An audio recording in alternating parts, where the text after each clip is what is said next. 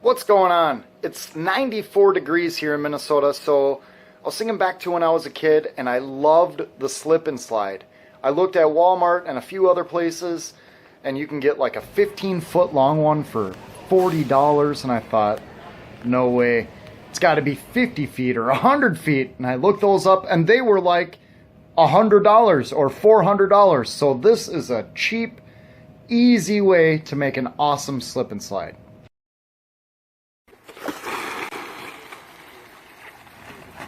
You're the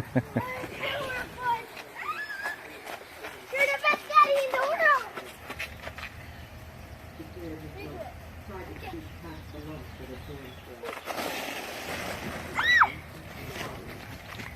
You're the best daddy in the world.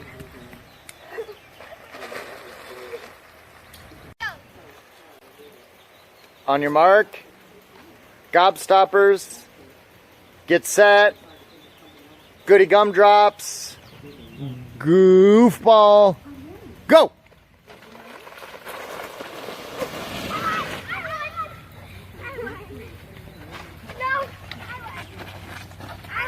I won. I won since I got. I won. I won.